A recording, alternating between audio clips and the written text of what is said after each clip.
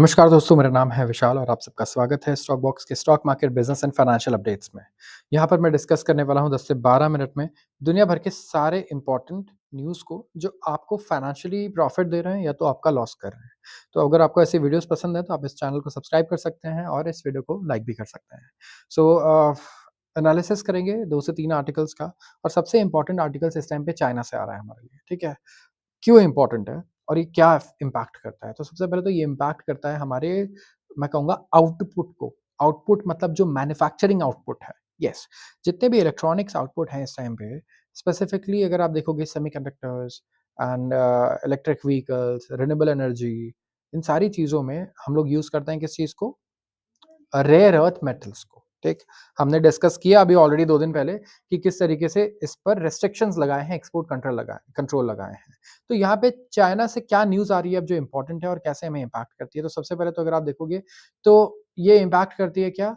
हमारे इमीडिएट जो EV companies हैं, वो काफ़ी इम्पैक्ट होंगे इससे, ठीक है? उन्हें काफ़ी फ़र्क पड़ सकता है और कई तो रेयर अर्थ एलिमेंट्स को कम से कम यूज़ करने की कोशिश कर रहे हैं, ऐसे कुछ इस टाइप के इनोवेशंस भी लाने की कोशिश कर रहे हैं। तो businesses across the global conductor supply chain पूरी दुनिया में जो सप्लाई चेन है वो कहीं न कहीं बिज़नेसेस का डिसरप्ट हो चुका है इस टाइम पे और वो प्लान कर रहे हैं कि और डिसरप्शन आ सकता है, उसकी तैयारी हो जाए चाइना की तरफ से, ठीक है? क्योंकि अपने रेयर अर्थ मटेरियल्स को सप्लाई को कर्ब करने वाले हैं और इससे ट्रेड वॉर काफ़ी तेज़ी से बढ़ेगा जो यूएस और चाइना के बीच में चल रहा है इस टाइम पे। तो रिस्ट्रिक्शंस हैं इसमें अ, वीक्स लॉन्ग मतलब महीनों लग सकते हैं शिपमेंट्स में फॉर एएसएमएल होल्डिंग एनवी जो only manufacture in the world of machines that make most advanced semiconductors. तो ये ऐसी-ऐसी मशीन्स हैं जो दुनिया के मोस्ट एडवांस्ड सेमीकंडक्टर्स बनाती हैं और वो चाइना में बनते हैं, ठीक है?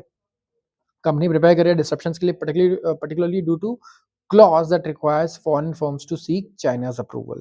अगर आप चाइना का अप्रूवल लोगे तभी आपको मिलेगा ये for re-exports of products containing rare earth elements.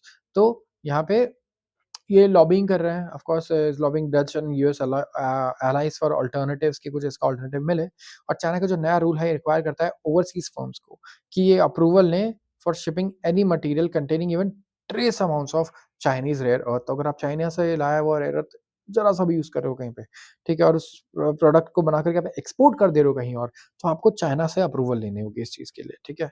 तो ये स्ट्रिक्टेस्ट एक्सपोर्ट कंट्रोल्स हैं जो चाइना ने अभी तक यूटिलाइज़ किए हैं एंड जो क्रिटिकल मिनरल फोकस सेंटर है फॉर इंटरनेशनल स्टडीज़ इनका ये कहना है। तो यहाँ पे इट्स क्वाइट क्लियर कि they have the sticks and the leverage to make not just US firms but world wide firms comply.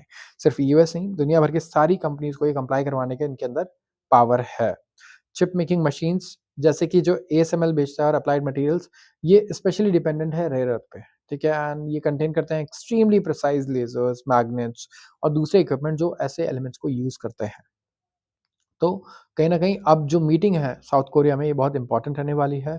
Somehow it is unclear कि चाइना जो है कैसे ट्रैक भी करेगा कि रेयर अर्थ जो हमने दिया था वो कहीं और यूज़ हो रहा है, नहीं हो रहा है। मतलब ये तो रूल फॉलो करवाना is very difficult and Trump ने भी थ्रेटन किया है कि वो हो सकता है मीटिंग को कॉल ऑफ कर दें, पोस्टपोन कर दें जो शी जिनपिंग के साथ है साउथ के कोरिया में एंड एक हॉस्टाइल एक्शन ये बता रहे हैं कि एक बहुत बड़ा हॉस्टाइल ऑक्शन है जो एक्शन है जो चाइना ने लिया है।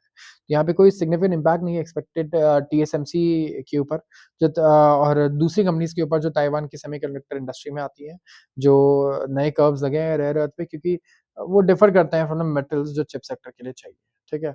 अब बात करते हैं Beijing's unmoved but seeks dialogue with Washington. अब डोनाल्ड ट्रम्प ने क्या किया? इसके बाद 100% के टैरिफ्स लगा दिए थे बीजिंग के ऊपर। कहा कि आप इस तरीके की एक्सपोर्ट कंट्रोल लगा रहे हो तो हम आप पे टैरिफ लगा देंगे। चाइना का कहना है कि हमें तो कोई फ़र्क पड़ता नहीं। यूएस को अब स्टॉप कर देना चाहिए इस तरीके से धमकियाँ देते रहते हैं हायर टैरिफ्स के और कहा कि थोड़ा-सा नेगोशिएशंस पे भी आना चाहिए मैच्योरिटी के साथ थोड़े जो आउटस्टैंडिंग इश्यूज़ हैं, ठीक है? उस पर बात करनी चाहिए कि एग्री करें ऑन अ ट्रेड डील। तो ये रिस्पॉन्स दिया है इन्होंने प्रेसिडेंट डोनाल्ड ट्रम्प के लेटेस्ट मेजर्स का अगेंस्ट बीजिंग और चाइना का जो रीसेंट ट्रेड काउंटर मेजर है ऑन यूएस रिलेटेड इश्यूज़ ये भी नेसेसरी था। डिफेंसिव एक्शंस एंड जो मिनिस्ट्री ऑफ कॉमर्स है, इनका कहना है स्टेटमेंट में बीजिंग में संडे को कि बीजिंग जो है वो कॉरेस्पॉन्डिंग मेजर्स लेगा ताकि वो अपने राइट्स को भी सेफगार्ड कर सके और एकदम से झुक नहीं जाएगा यूएस के अगेंस्ट, ठीक है? ट्रंप ने कहा फ्राइडे को कि उन्होंने एडिशनल 100% का टैरिफ लगाया है चाइना पर as well as export controls of any and all critical software, जो भी क्रिटिकल सॉफ्टवेयर हैं, after threatening to cancel upcoming meeting with Chinese leader Xi Jinping. तो यहाँ पे दोनों तरफ से रेस्ट्रिक्शंस की बात चल रही है और threatening with high tariffs at every turn is not the right way to get along. China का कहना है कि हर बात पे टैरिफ्स की धमकी दे देना कोई समस्या का समाधान नहीं है। तो चाइना ने फुली असेस किया है पॉसिबल इम्पैक्ट, जितने भी मेजर्स हैं उनका on industrial and supply chains in advance, और कन्विंस्ड हैं कि जो रेलेवेंट इम्पैक्ट है वो बहुत लिमिटेड रहने वाला है।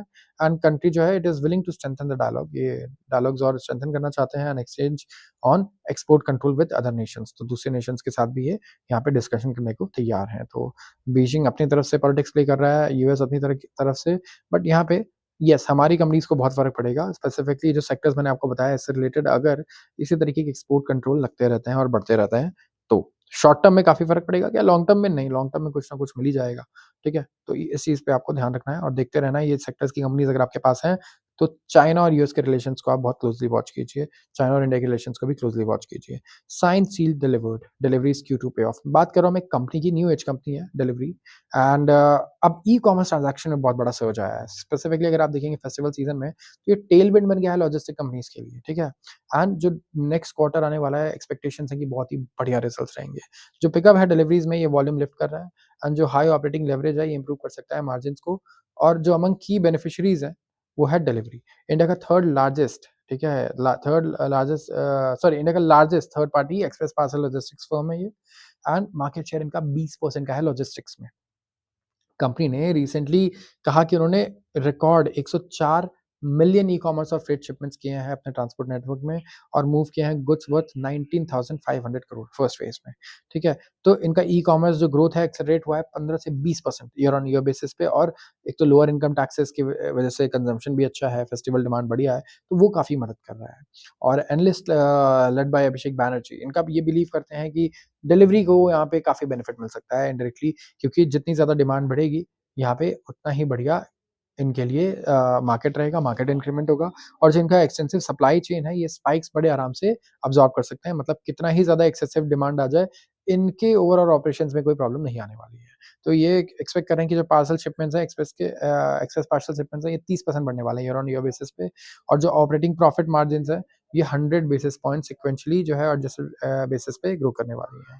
जो स्टॉक है वो रफली 88% अगर आप देखेंगे ऊपर है इन द पास्ट 6 मंथ्स, और ये टॉप लॉजिस्टिक्स फर्म पिक है अभी इंडिया का। 1400 करोड़ का इन्होंने परचेज़ किया था ई-कॉम एक्सप्रेस का जुलाई में, और इसकी वजह से भी वॉल्यूम्स काफ़ी लिफ्ट हुए हैं ड्यूरिंग द फेस्टिवल पीरियड, और मार्केट पोज़ीशन भी काफ़ी स्ट्रेंथन हुई है।